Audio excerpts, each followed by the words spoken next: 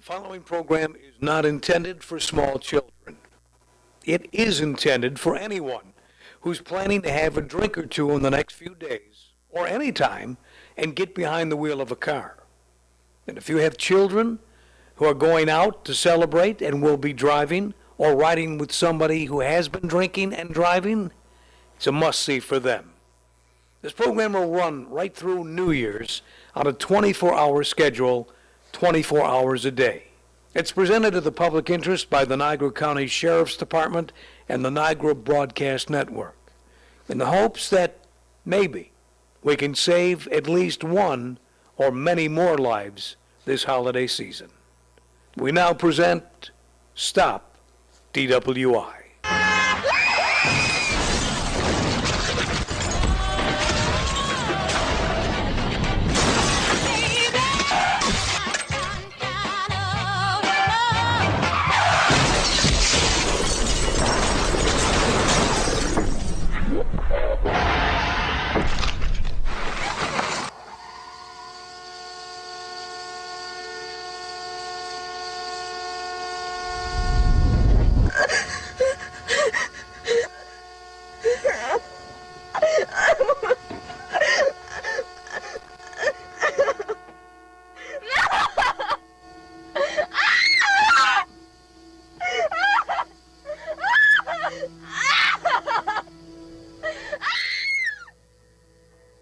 Mommy, Daddy, wake up! Mommy, Daddy, wake up! I just can't get any response whatsoever.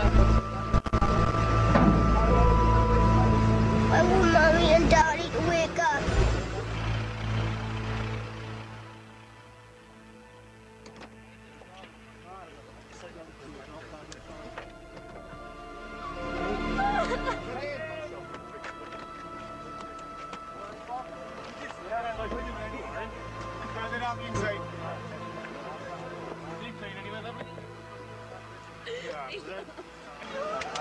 Cos'è? Chiuso, eh? Lascia sto verso.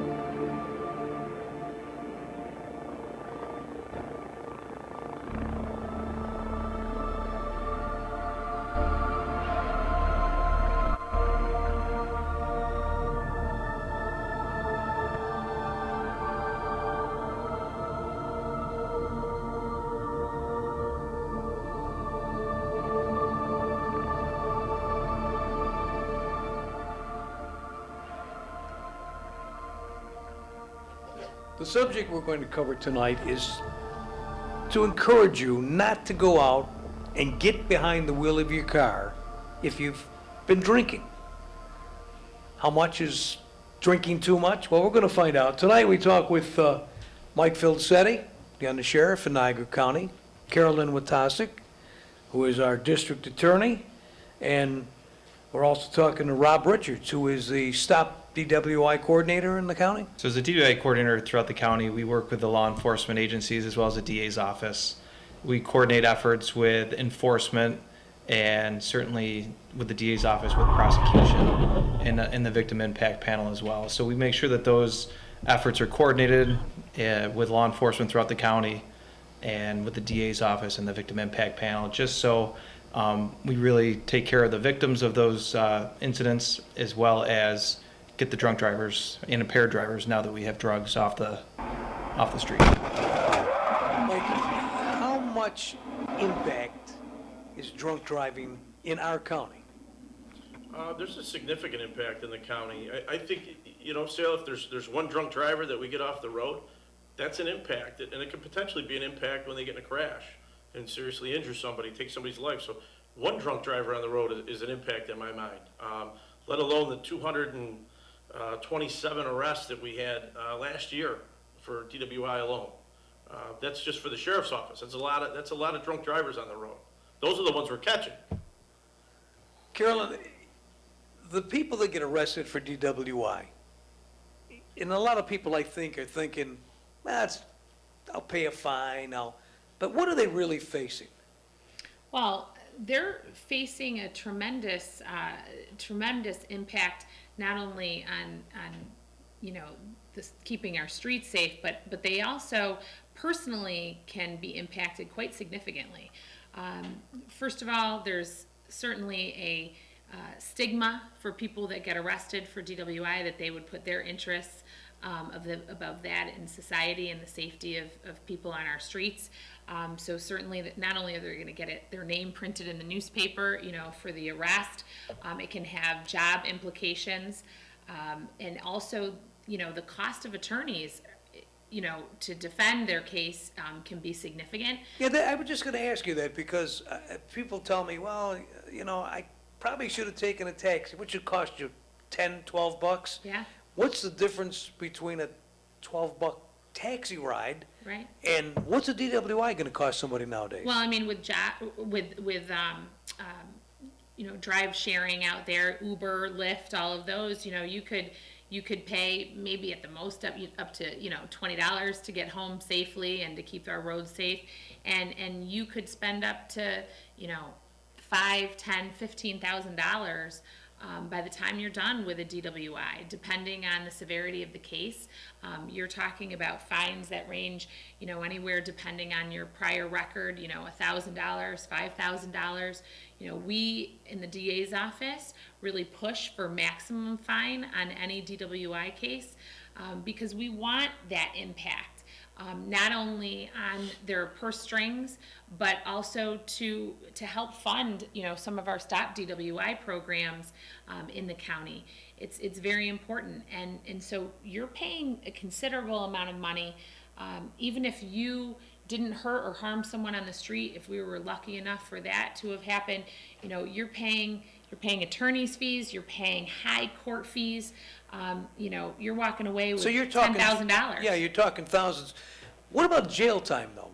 Is a person who gets arrested for DWI, I know usually the night they get arrested, they end up going to jail? Sure. But is it likely that it's your first time, you go out, you get charged with DWI? Are you likely to spend jail time? What's the probability? Well, I'll tell you, there's a couple of things, depending on, what, if any, aggravated circumstances there are in the case, whether you had open container, when you were stopped, the severity of your tickets, did you hit a curb? Did you hit another car? All those things can impact, the level of sentence that you may receive. You can get up to a year in jail on your first offense, and like I said, some high fines. Okay.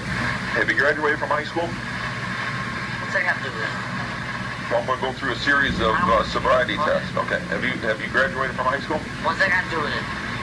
Yes or no? That's all I need to know. What's that got to do with it? We're going to play. What does that got to do? I'm trying to do this. Have you graduated from high school? Why? Well, I'll get to that point. That's not to the point, no. No? What is your problem, sir? Okay. Are you really after this or what? Do you know your I'm trying to do this. Do you know your English alphabets? Yes. What I'd like you to do is I'd like you to recite the English alphabets for me, the ABCs, okay? From ABC all the way through WXYZ. So go ahead and start there. A, B, C, D, E, F, G, H, Y. A, B, C, D, F, G, H, Y, J, K, L, M, N, O, P, Q, R, S.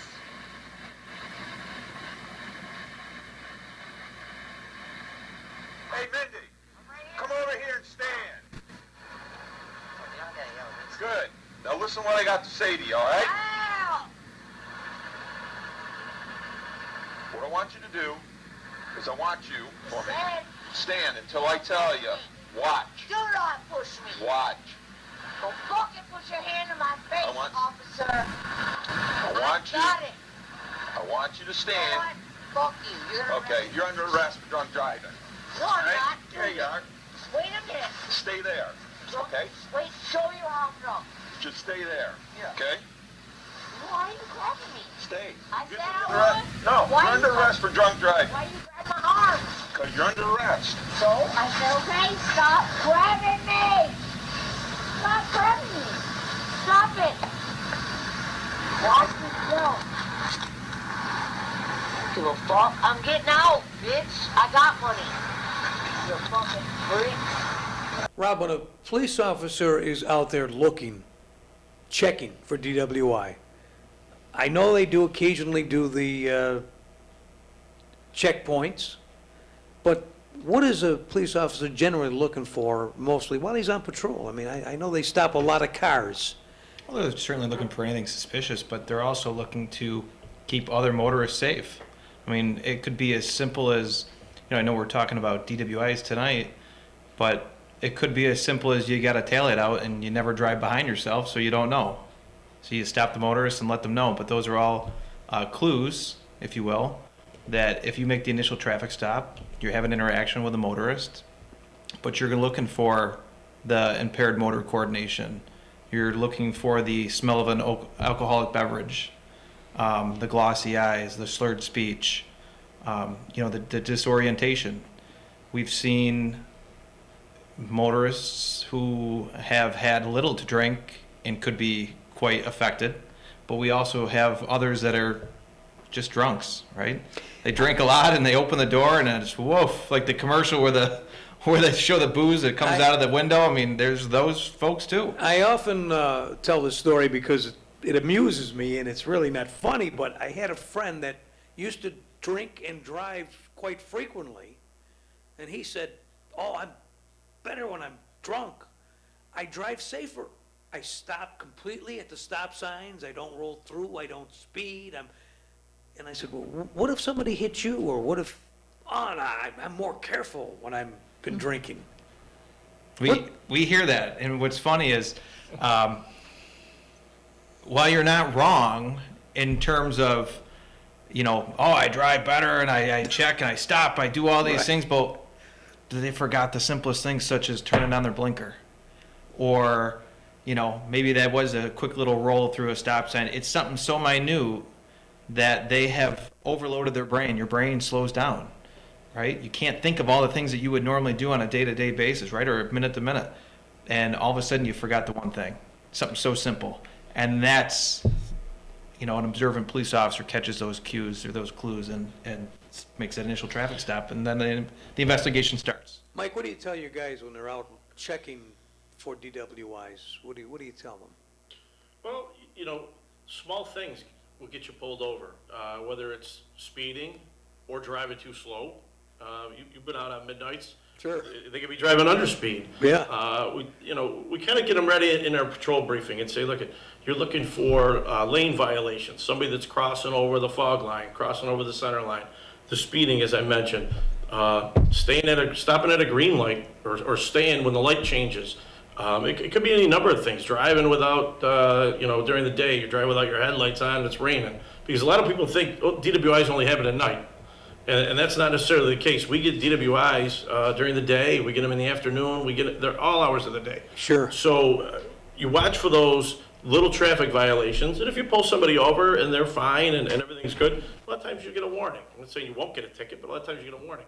We're looking for the people that are out there that are a danger on the road. So if you get pulled over and you're drunk, we're out there looking for you. We really are out looking for those minor violations to pull somebody over then start the process into looking to see if they're intoxicated or impaired. And we're not even talking an accident here. We're just talking a person driving what they think is normal, which certainly isn't. Right. Captain, if a person gets pulled over and the deputy suspects he's intoxicated, what can he expect? What can the driver expect to go through? Well, they certainly can expect some questions to start with. We start our investigation that way. Where you been, where you coming from. If certainly that odor of an alcoholic beverage is there and emits from their breath as they speak.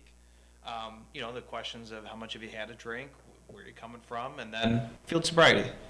We do some tests. Police officers do, a range of tests, some finger to nose, finger count, reciting the alphabet, gaze nystagmus. whatever those tests may be that they choose to do. And then they're evaluated on those tests, certainly, and if it warrants, they're placed under arrest for driving while intoxicated. Now, with the new bail reform and everything that we're hearing about, when we talk about placed under arrest for DWI, you're handcuffed, you get thrown in the back of the police car, and you go to jail. Isn't that correct? Correct. Yep. Well, you're taken in, you're given the option to take a test, right? Breath, blood, or urine. Yeah. The police officer dictates which tests they're willing to give or provide at that point. And then based on whether they choose to participate or they refuse, they're taken to, depending on where you're at, but they're taken to the county jail. Let's talk about a couple of the tests. First of all, you mentioned you have a choice. You could take the breathalyzer at the side of the road, and the police officers will tell you this is not admissible in court. Right, an alcohol sensor. Yep. But if you refuse it, you can also be charged with that. Can you explain it a little bit? You can give a ticket for that. I mean, it's a test that is given, or at least the police officers want to give it, or they ask them to at least participate in that. And you're right, if the motorist doesn't choose to participate in that, they could be issued a ticket for that as well. And it's not admissible in court, but we can testify whether positive or negative for the presence of alcohol. Now, they may lead you, if you believe the person is intoxicated and he blows a negative result on that roadside test, to think maybe he's high on drugs. Then what happens? Well, I don't want to take it all here, but if, but we got some great training. The police officers that are out on the street, they have received great training. There's A-RIDE, there's DREs. A-RIDE is Advanced Roadside Impaired Detection. DRE is a drug recognition expert. A lot of them receive this training. A lot of them receive A-RIDE. DRE is a very extensive training. But they are able to recognize a drugged driver, somebody under the influence of a drug versus alcohol, and be able to differentiate fairly quickly upon the first investigation. So I guess to your question, I say that most police officers don't use that alcohol sensor as a crutch, right? Or they don't use it as a final determination on whether we're going to arrest them or not. They have to base their determination on field sobriety for the arrest of, as Mike, common law DWI. Mike, we talked about gaze nystagmus, and people don't really understand what that is. Can you just explain a little bit what it is and how good it works, if it does work good? So you've probably, if anybody watches cops at home, you've probably seen this. It's a pen test. You ask them to follow the pen in a variety of angles and motions, and you're watching for essentially spasms in the eye, deviations in the eye. And does it work? It works tremendously. You know what to look for when you do the test. And the other beauty of the test is it can't be cheated. Your eyes will naturally do things when you're under the influence of alcohol or drugs that they normally wouldn't do. So there's no way to cheat this test. There's no way to beat it. And it's actually a test that the DREs rely on heavily as part of their analysis to see if somebody is intoxicated or on drugs. Now, you can arrest somebody for DWI if you determine they're not functioning properly. Correct. They call common law DWI, am I correct on that? Yes. Okay. So if a person blows a negative roadside result on the breathalyzer test, and then the officer believes he's under the influence of drugs, and the guy says, I didn't use any drugs, you're crazy. Police officer, can he order the blood test, or what happens at that point? Well, it depends. So if it's a normal traffic stop, they still would have the right to refuse the blood test. Now, blood or urine, they have the right to refuse that. But now if we get into a serious injury auto accident or a fatal auto accident, we will get a telephonic warrant issued by a judge, and we'll take that blood or urine, whatever the case may be, to determine what their level is at the time of the accident. But even if they refuse, and the police officer still feels that they're intoxicated with drugs, he can still charge DWI, and then that goes to court. Correct. Even with a refusal, we still charge the common law sections, and they're charged, they're cuffed, they're taken to jail, just like somebody that took the test. How does that go, Carolyn, something like that? So, then you're relying on the officer's testimony and their expertise as to their state. at the time when they were picked up. And now that goes before the court, and the judge can assess, or the jury can assess, the credibility and the training of the officer and the observations that they made. So, we certainly can still pursue a case that way. And if you don't mind, I just want to go back to your talking about your friend who said they drive better and so on and so forth. Right. I find that really interesting, because I think what people don't understand is that their perception of their own skills and their own abilities and their own in the way they handle themselves when they're drunk is skewed, obviously, by alcohol in their system. So I can't even tell you how many people, even that just say every day, oh, I'm a fun drunk, or I actually become more open and I'm more fun to be around. Yeah. You may perceive that about yourself. You might want to ask the people around you how they actually perceive your behavior. A lot of people tend to think, oh, I drive better, or I don't.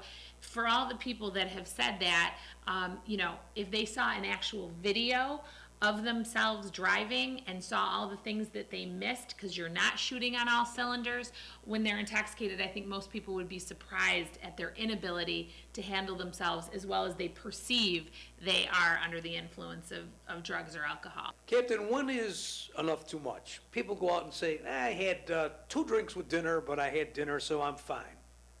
Sometimes that's not fine. Right. How do they determine? Well, certainly they need to know, first and foremost, their own body, right? Their own body. Alcohol affects everybody differently. Certainly, if they start to feel different, they're going to drive different. But, depending on height, weight, gender, all those variables come into play on how quickly, I guess you would say, you'd get to either the impaired limit or the intoxicant of 0.08. So I guess the old adage is, if you start to feel different, you're definitely going to drive different. Again, there's ride sharing available these days, and friends around you, if you're going to plan on going out, have a ride. I'll tell you, after the fact, everybody who's either gotten a DWI or, God forbid, hurt somebody on the street, they will all tell you that they wish that they had spent that $20 to get, Uber or Lyft or one of those services, or a taxi, for all that, you say, trying to help figure out how much you can drink. The rule of thumb really should be, if you're going to drink out socially and you're going to need a car to get back and forth from where you were, just use a taxi or a Uber or Lyft service. It will save lives, and it'll save a lot of embarrassment and money and all that you're going to spend on a DWI. We hear things like zero tolerance and stuff like that. What does the DA's office feel about DWI, driving impaired, this type of, what is your protocol with the cases? Well, I'll tell you, we take it very seriously. I can tell you, and I know everyone at this table can tell you, when you've sat across the table from a family member who have lost a loved one to a DWI, it changes you as a person. To sit across the table knowing that their loved one did not come home one night, and that was because someone was so irresponsible to, drive drunk, and you took this family's loved one, you can't do anything but take these crimes very, very seriously. And, we deal with these people personally and intimately. We take it very seriously in the sense that I personally went to one of our victim impact panel sessions and brought my 16-year-old son and 2 of his close friends, because I want, people to think about the consequences before they make a bad choice. I think one of the scariest things that can happen to anybody, and it's probably passed your mind on occasion, is to hear a knock at the door, have the phone ring early in the morning, and to find out it's the police or the hospital or somebody bringing you some news you never want to hear. Well, Jim Woodruff lived through that, and he's here to tell you exactly what happened. Okay, so I was actually away I was on active military service at the time, and I was in San Antonio, Texas.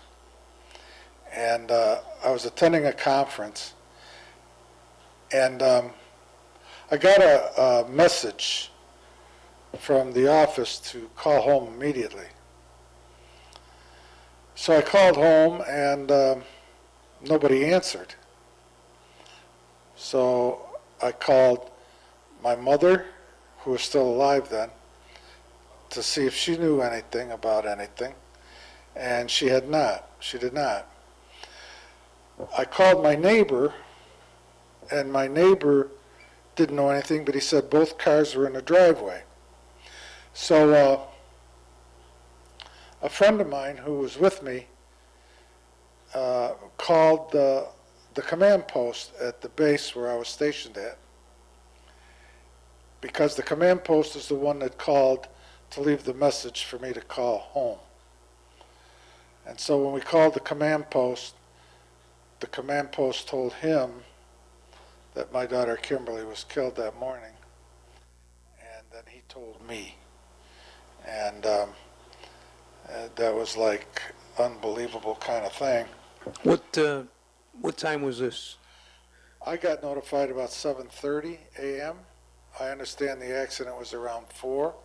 And how old was Kim at the time? Kimberly was 22 at the time. And she knew, she was well versed in the DWI thing. And but this fella, I guess he made a bad choice, and it was bad for all of us. So Kim wasn't driving, she was with somebody else? Yeah, Kim wasn't driving, she was with someone else.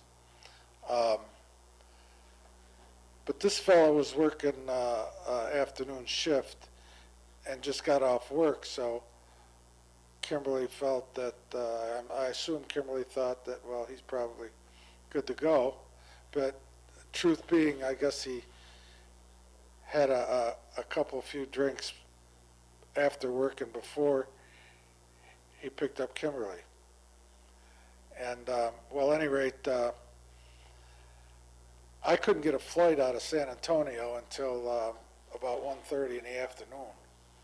So I sat in a hotel all morning trying to call home and find out what's going on. When I did finally get a hold of them, it turns out that everybody was at ECMC. And the crash was on River Road in Wheatfield. And Mercy Flight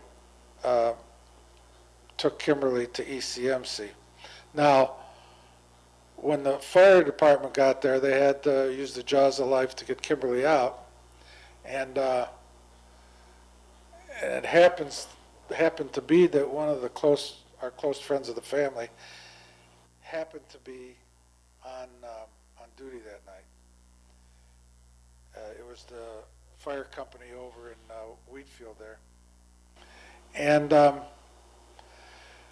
they got her out and put her on a Mercy flight, and but when they landed on the pad at ECMC, she had passed away. She didn't make it into the emergency room.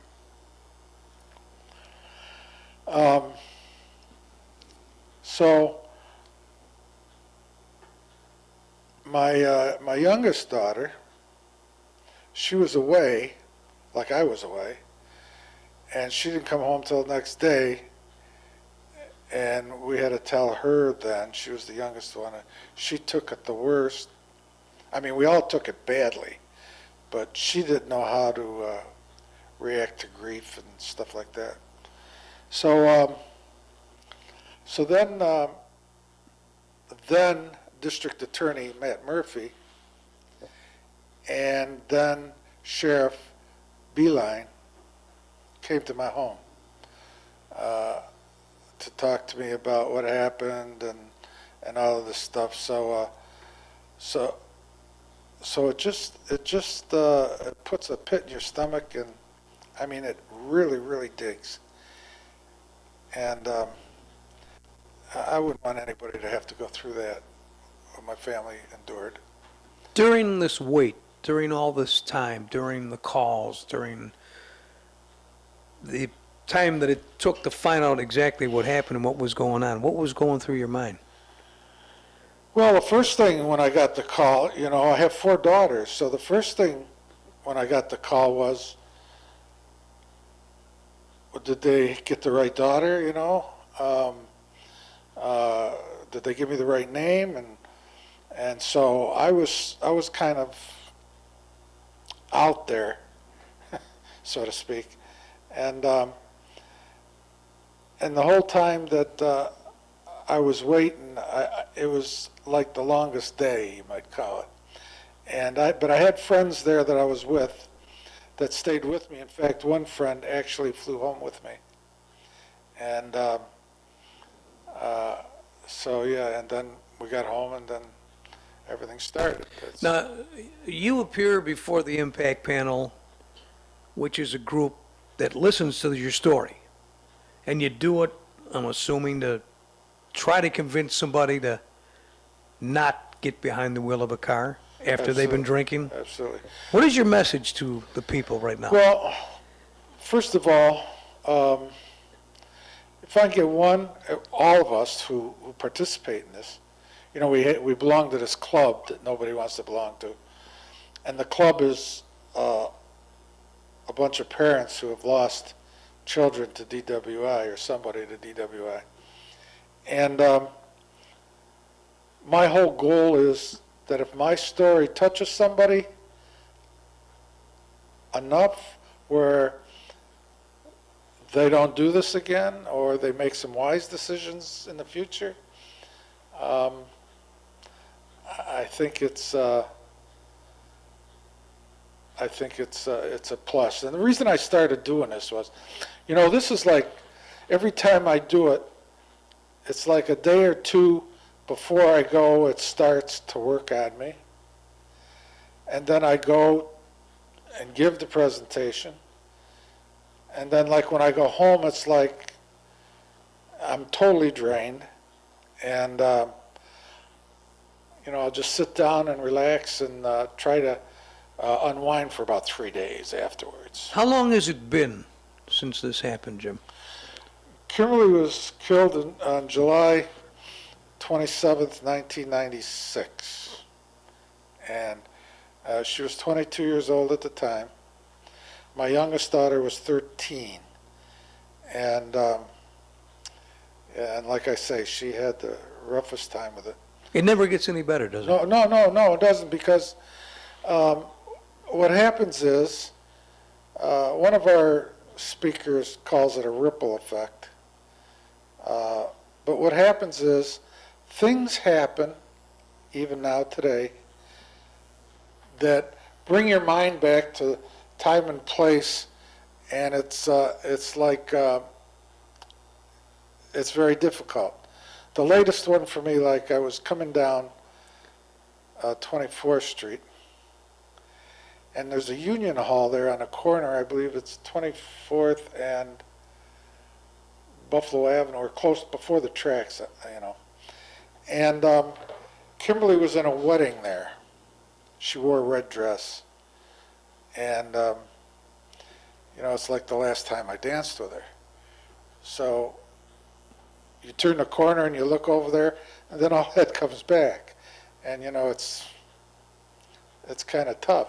And it's like that for all of us. I mean, all my children and with Melanie, it happens that way with all of us. I'm sorry to have to bring you back and ask you these questions. That's We've fine, done that's this fine. before.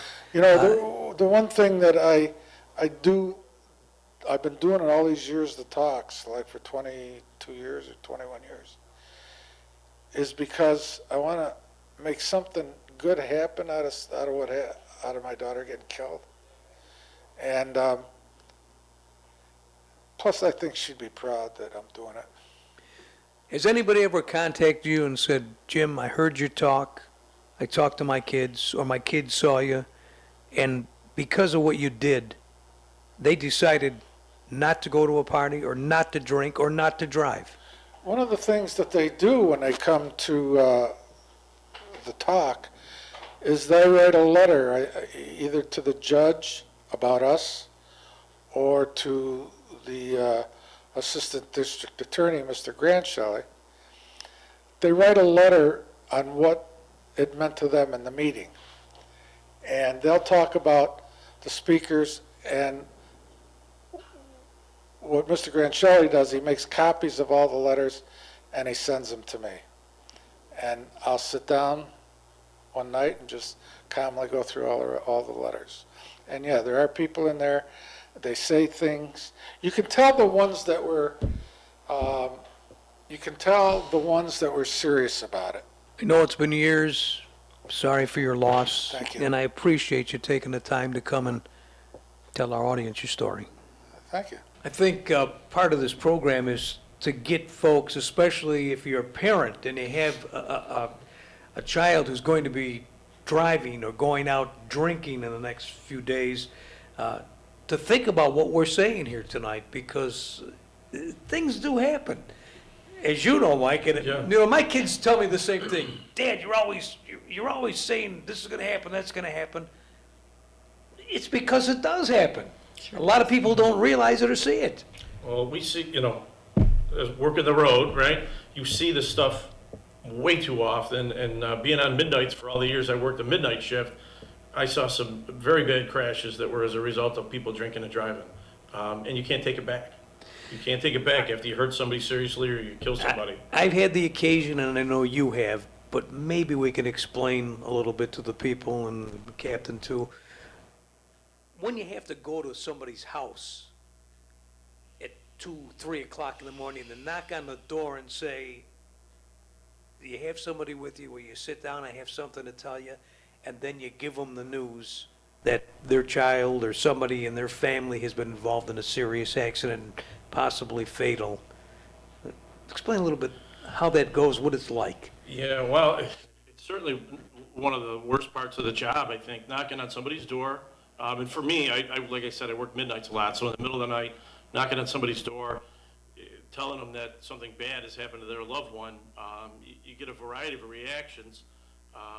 Through the years, I've had people that almost kind of said, well, I was just waiting for this to happen. I thought something was going to happen. And other people are just shocked because their loved one was just innocently driving down the road when they got hit by a drunk driver. And it just, how do you comfort a family when you're going there to deliver that message? Nothing you say is going to make them feel any better. Nothing anybody's going to say is going to make them feel any better. They just lost a loved one. So the best thing you can do is just, sometimes they just want to start talking. And you just sit and listen to them talk about their loved one that they just lost. And that is a hard thing to sit through, but you do it for the family. You guys, I have no pulse right now. I got no pulse. I need chest compressions, activate, go on the other side. Needle decompression to the chest. Sure, start with this one. Okay, I have air entry. Pull compressions, incision in the chest. Chest here. I got a lot of blood coming out here. A lot of blood. Hold. It's pouring out here. Okay, continue compressions. He's got massive cardiac trauma here. He's got a hole in his heart. Do you have any pulse up top of the neck at all with this? Or is this coming out? I think this is futile, guys. Yeah, anyone have any objections? No. No? Okay. All right, time of death, 9:13.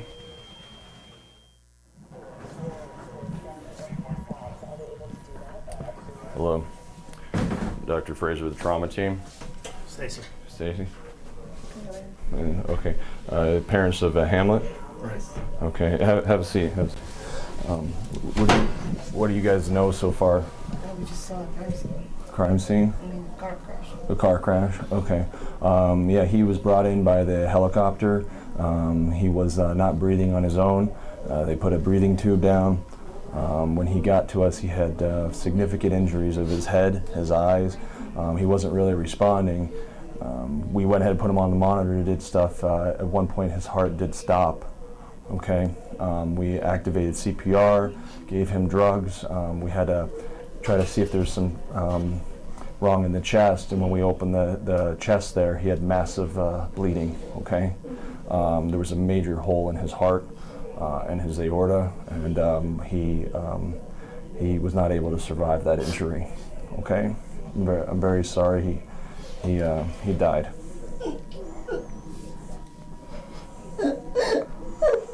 We did everything we could it's any comfort, he did not suffer any pain.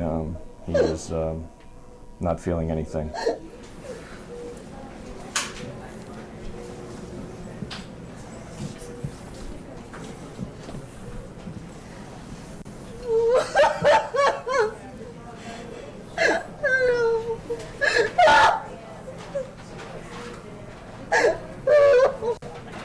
I'm very sorry. Sorry for your loss.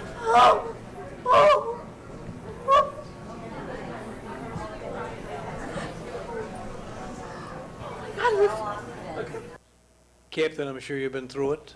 Oh, yes. It's probably the hardest thing you'll ever do. What's about the worst one you've ever had to go and break the news to? To a family that, same thing, I worked midnights for many years as well, and, you wake them up middle of the night and they're asleep. You invite yourself in and have a seat and try to deliver those news, and it's something you'll never forget, because it is one of the most surreal moments in law enforcement, that you are delivering the worst news you could ever tell a family. And, they're just like in disbelief. Well, what time is it? They should be home. And the questions, you try to be as forthcoming with, the answers, and you feel like, you thought you had all the answers that you can provide, and then, they ask that one question, you're like, I'll have to get back with you, and you want to leave them with the right information, and you want them to trust you, help them get what they need. That it's a very vulnerable state for them, that they need all the help they can get, and we're there to do it, help them with it.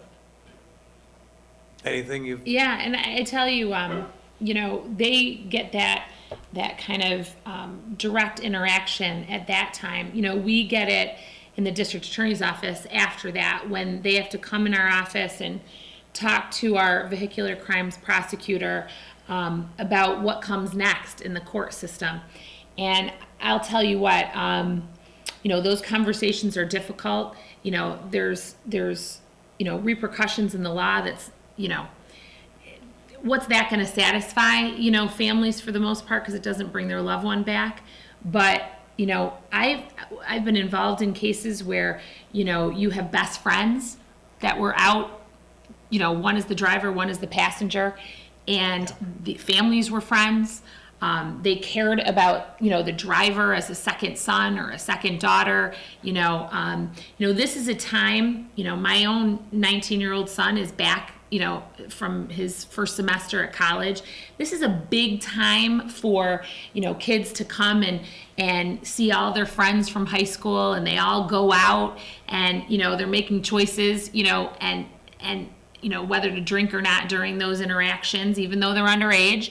And you also have, drivers that aren't as experienced as you and I are at our age. And so you have that combination of alcohol, you have that combination of, not such experienced drivers. They're driving with their friends in the car. They're fearless. They're at an age where they think nothing bad can happen to them. And then you see it in the court side, where you see families sitting. I was a confidential law clerk to Judge Sheldon from our county, for 7.5 years. They are the toughest cases for any judge. Any judge will tell you that, because you're not talking necessarily about a defendant who's committed a long, history of crimes in front of you. You aren't talking about someone that ever set out that night to kill their best friend. But nevertheless, it happened. But if they do, is there a punishment for sure? If you kill somebody and you're definitely drunk when it happened, is there a definite jail sentence, or is it all up to the judge? Certainly, like I said, it's the hardest cases for judges to sentence, because sometimes they're dealing with good people who made a very bad decision that night, and they are in a lot of pain for hurting or harming their friend or loved one. But I'll tell you, there's a range. Probably the lowest level crime, you're talking about, people that drove and they're less than a .18. and one person died. You're talking about vehicular manslaughter in the second degree. That's a D felony. You can get up to 7 years in state prison for that. And then you have all the way up, there's a range to circumstances that have aggravated circumstances. They were driving recklessly at high speeds. They were higher than a 0.18, drug or blood alcohol content. Now you're talking 5 to 25 years in state prison. Yes, ma'am, your life is ruined, but you also ruined a lot of lives and ended 3 lives. It was 2 years ago. Amber Pereira was driving drunk on the Selman Expressway and slammed into the Philippic family, killing Louise, Rita, and their 8-year-old daughter, Georgia. On Friday, Rita's father did not hold back his rage. You've taken everything from us. You can't give it back.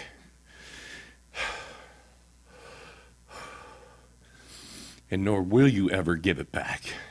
I can't forgive you. There is no forgiveness for this. All of it becoming too much for this heartbroken father. I can't do this anymore. I need to end. Absolutely, sir. Sorry. Thank you. Prosecutors asked the judge to throw Pereira in jail for life. The defense asked for 20 years. Judge Sabella slapped her with 50 years, which is pretty much a life sentence. For a mistake that takes you 10 seconds to make. That may have been rectified by paying a taxi $20.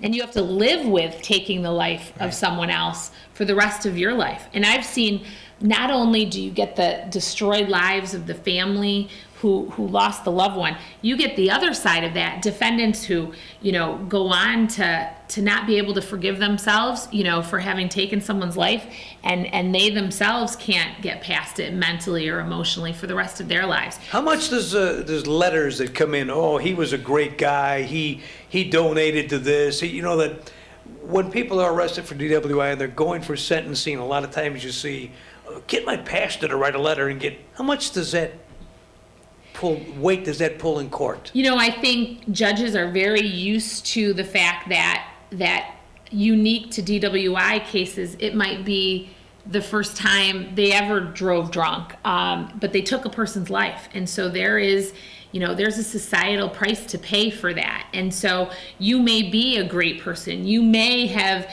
donated to this or that in your life. You may have volunteered, but you still made a choice that night that took someone else's life. And there's going to be a price to pay for that. And the judge has to answer to our community and to the victim's family. And so, that's not going to carry as much weight as you may think when the time comes, if you're being held accountable for those actions. Captain, we talked about how much is too much, and as we went through before, you can't really tell by 1 drink, 2 drinks. It depends on your particular body, but when you say 0.5, 0.8, explain what that means to the folks who really are not familiar with that. Sure. So there's levels of intoxication. You have 0.05 to 0.07 is impaired driving, and then you have 0.08, which is the legal limit for DWI that you can be arrested for. So if you're asking to get to those levels, it depends on how many drinks that you've had, and that's where we had mentioned that everybody's different.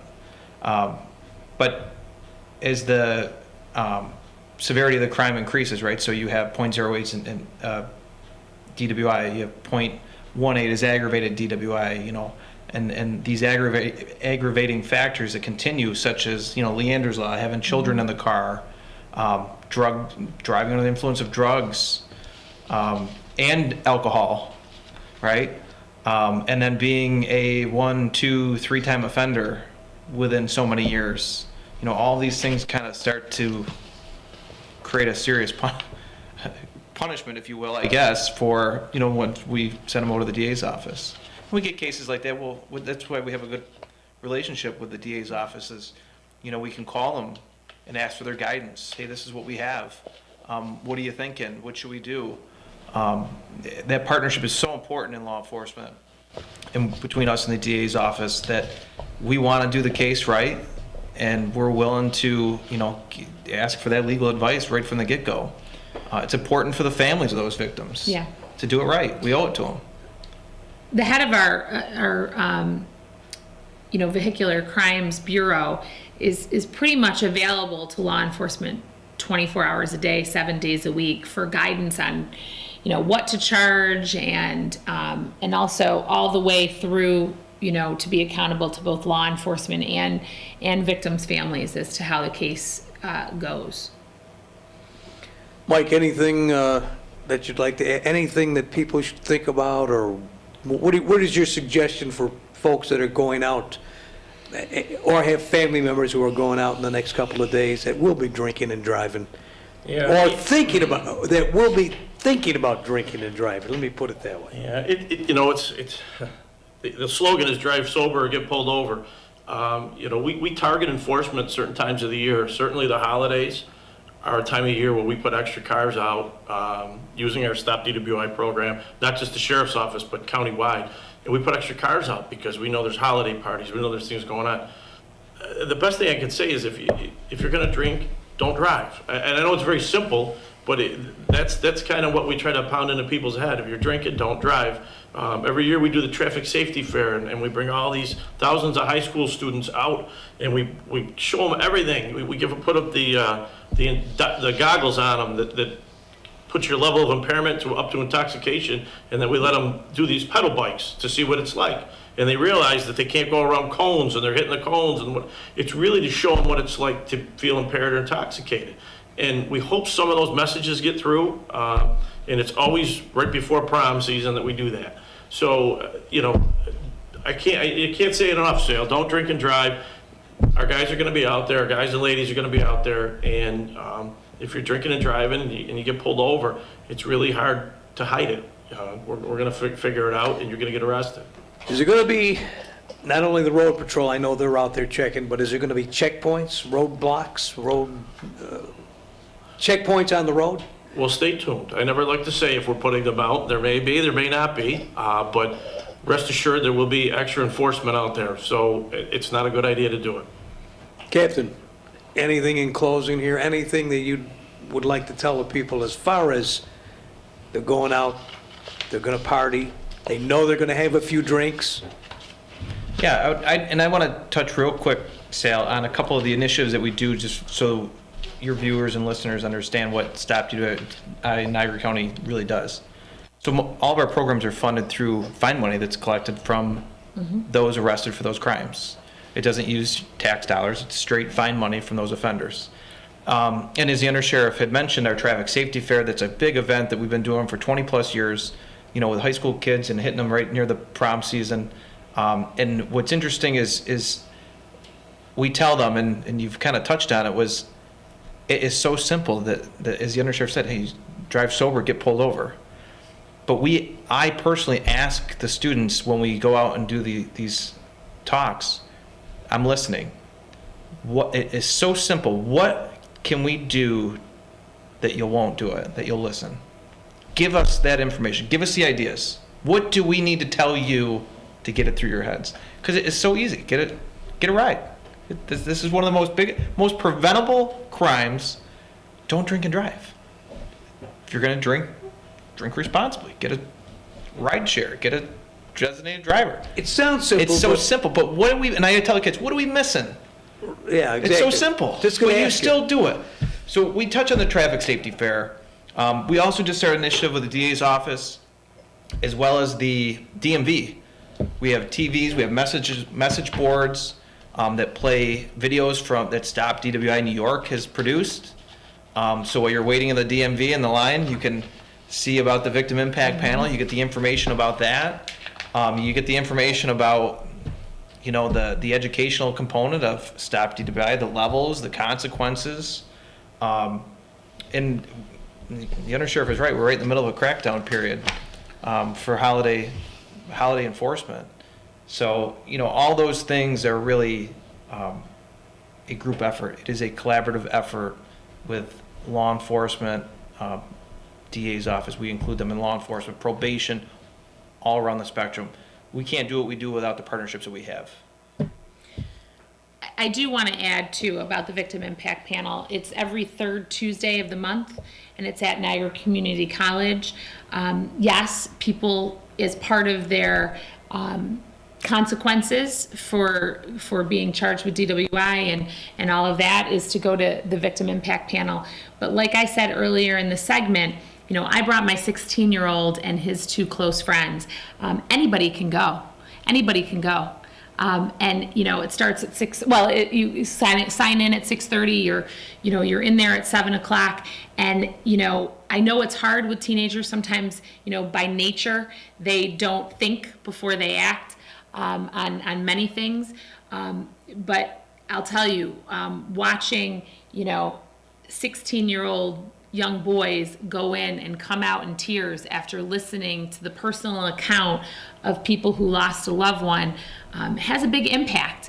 And, you know I personally, you know, I don't like paying for all these ride sharing or these taxis, but I'll tell you, you know, my kids have my Uber account because I don't want it to be one impediment to them being safe and coming home safely, you know, as they enter their 18, 19, 20-year-old, you know, years. I think there's a lot of parents out there and a lot of people who do this, and it's probably a good idea. You tell your kid, you're going out. You're not intending to drink and drive, I understand. But suppose you do have a few drinks, right, and you feel it's not right. You're not ready to drive. I don't care if it's 3, 4, 5 o'clock in the morning. Call me. I will come and pick you up. And let the kids know that that's all right. That's all right, because I got to tell you, you would far rather, any parent would far rather get up in the middle of the night to go and get their child home safely than it would be to get a knock on the door from one of these two individuals to tell you some horrible news. That's for sure. And so what we're really trying to do is to get people to think before they act, because you cannot take it back. Absolutely. Mike Filsetti, Undersheriff, Niagara County, thank you for being here. I hope we make some type of an impact on the folks that watch us, and I hope people will make sure their loved ones who are planning to go out, whether they drink and drive or not, but still pay attention and make somebody watch this program, because I think it's a valuable lesson that people can learn before a tragedy occurs. Yep, thank you. Thank you for being here. Carolyn Watazik, our DA, thank you. Thank you so much. I do appreciate you taking the time to get this message out. And Captain Rob Richards, Stop DWI Coordinator for the Sheriff's Department in the county, thank you.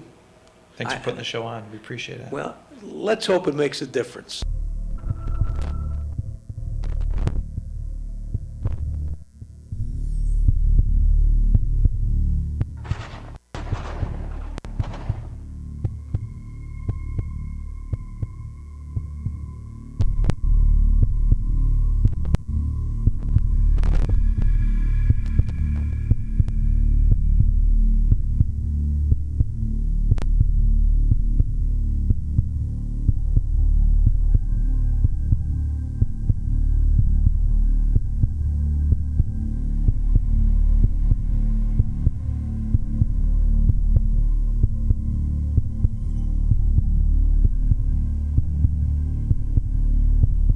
Emergency, John.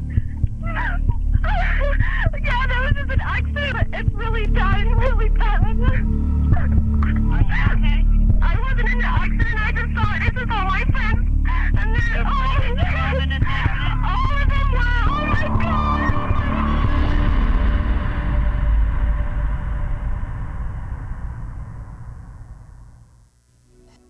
Today's presentation of Niagara County Stop DWI has been presented in cooperation with the Niagara County Sheriff's Office and the Niagara Broadcast Network, in the hopes that you or someone you love will view it and share it and save a life. Sponsors that made this program possible are those that relinquish their regular airtime so we can present this program 24/7 right through the holidays. Our thanks to Chris Moore's Appliance Service, to Wellness Park Pharmacy, Supermarket Liquors and Wines, Niagara Lawn and Garden, your Cub Cadet dealers in the area, People's Casino and Gold Mine on Military Road, the Niagara Falls Reporter, and Helene's plow and truck service on Military Road.